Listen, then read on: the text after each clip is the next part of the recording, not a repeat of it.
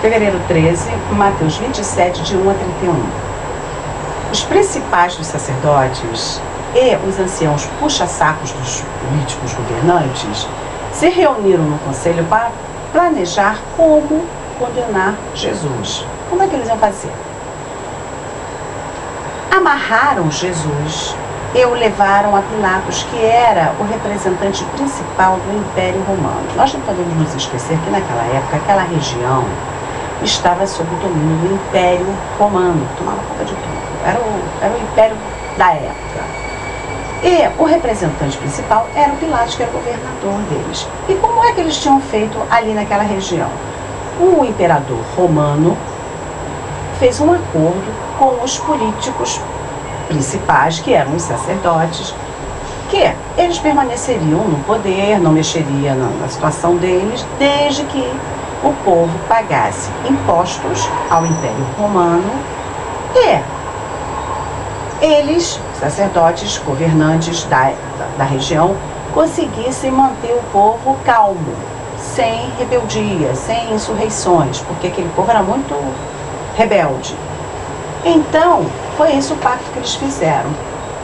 E a alegação desses sacerdotes que governavam, que tinham esse pacto com o imperador, era que Jesus estava criando problema.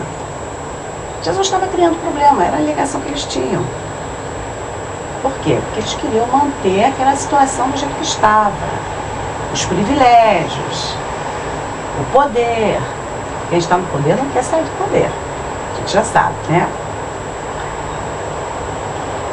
Jesus, ao discursar para o povo que o acompanhava, ele fazia o povo tomar consciência de tudo que estava acontecendo.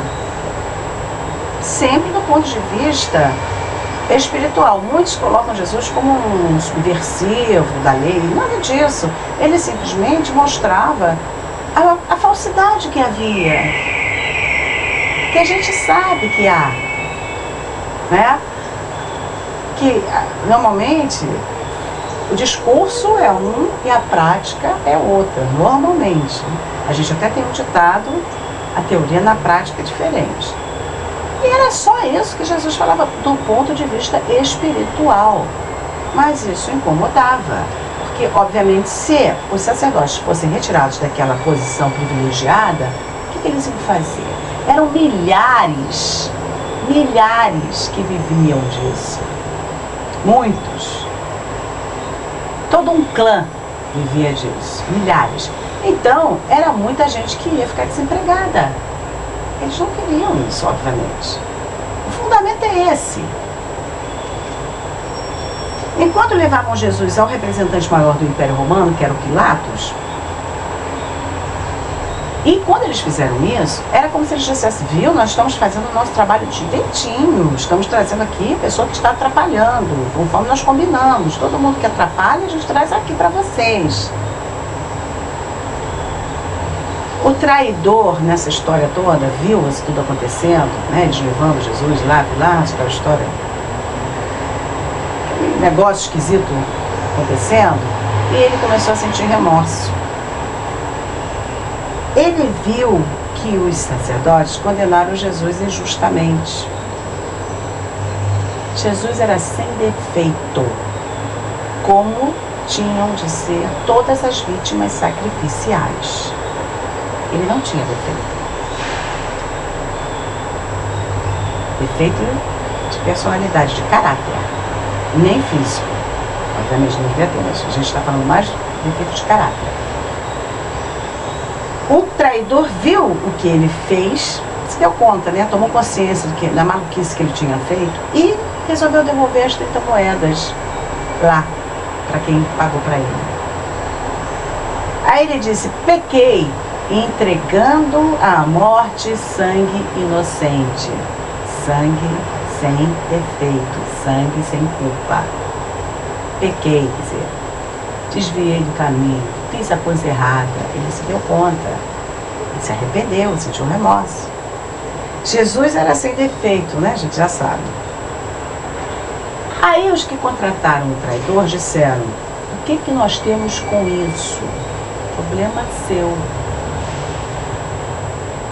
O traidor jogou as moedas no santuário, no chão, onde estavam, e foi se enforcar. Que coisa, que fim, hein? Esse normalmente é o fim dos traidores. É triste, o fim dos traidores sempre é muito triste. O chefe dos sacerdotes pegou as moedas, e como eles não podiam usar aquela moeda no santuário, que pegava mal, né? Não era lícito, eles compraram um campo e fizeram um local para cemitério dos que não eram do povo, dos estrangeiros, para que os estrangeiros fossem enterrados num local separado.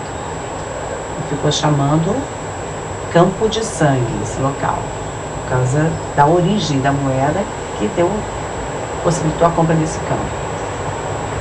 Jesus, voltamos a Jesus, ele é colocado frente a frente com a autoridade máxima dos romanos, dos goim, os não-judeus. Ele está com Pilatos, que é romano, não é judeu, e era a autoridade máxima. Pilatos pergunta para ele: você é o rei dos judeus?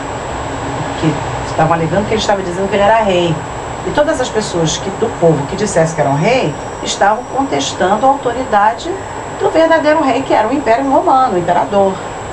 Então eles deram essa alegação: não, está dizendo que é rei, aí quem diz que é rei é porque ele não aceita o reinado do outro. Ah, você é o rei dos judeus? Pilatos falou. Jesus respondeu: é você quem diz isso? Pilatos fala: não ouves de quantas coisas estão acusando você? Jesus ficou em silêncio, conforme está escrito lá em Isaías 53. Não abriu a boca, como uma ovelha indo para o matadouro, ele não abriu a boca. Durante a festa de Pêssar, na Páscoa, a autoridade máxima dos romanos soltava um preso. Pilatos pegou um prisioneiro conhecido pelo nome de Barrabás, que quer dizer filho do pai, e perguntou aos puxa-sacos que estavam lá, tinham sido chamados para ir fazer figuração ali, como eles convidam, muitos do povo pagam o almoço, botam no ônibus para irem aos comícios, ficar batendo palma. Também fizeram a mesma coisa aqui. Chamaram aqueles puxa-sacos do povo para ir lá apoiar.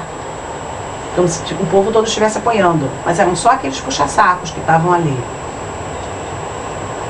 Vocês querem que eu solte esse bandido, Barrabás? Ou o Messias? O Messias se identificava como filho do homem.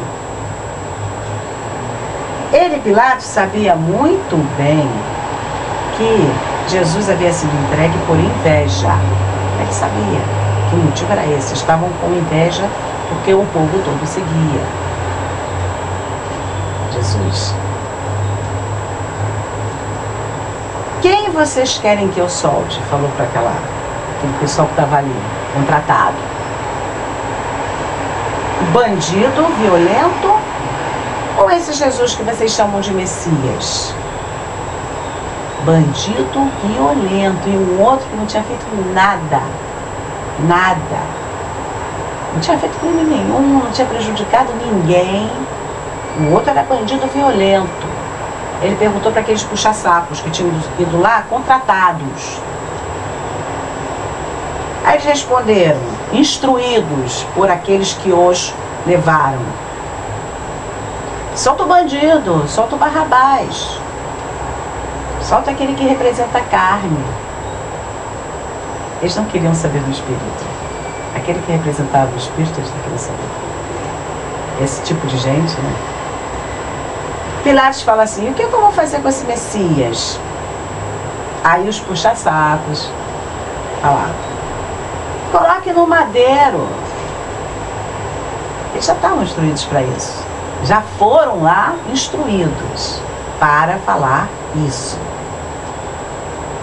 É igualzinho o povo, né, no interior, que tem que fazer o que o coronel manda. Aí, se não fizer o que manda, o manda-chuva fala para ele fazer, se ele não fizer, está perdido. Tudo que o coronel mandar fazer, ele faz. Lá também, foi a mesma coisa que aconteceu. Aí, Pilatos soltou o bandido e mandou flagelar Jesus. Mandou que seus soldados romanos crucificassem Jesus. Olha o que os romanos fizeram, os goim, os que não são judeus, fizeram com Jesus. Quem crucificou Jesus foram os soldados romanos, a mando de Pilatos. Essa história que ele lavou a mão, mas mandou. Foram os goim. As autoridades religiosas de Israel planejaram, mas quem matou foram os romanos, que não são judeus. Foram os romanos que mataram. Reuniram toda a tropa, os soldados, em volta de Jesus, tiraram a roupa de Jesus e o vestiram com um manto vermelho. Depois fizeram uma coroa de espinhos e afundaram na cabeça de Jesus. E nas mãos de Jesus eles colocaram um pedaço de pau como se fosse um cetro, para ele fingir que ele era rei. Então os romanos se ajoelharam diante de Jesus e zombaram dele, dizendo: Ave, rei dos judeus, salve! Depois os soldados romanos cuspiram na cara de Jesus.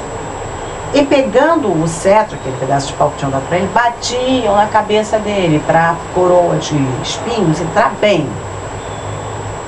Depois de zombarem bastante, os romanos tiraram o manto vermelho e o vestiram de novo com as suas roupas e o levaram para o crucificar.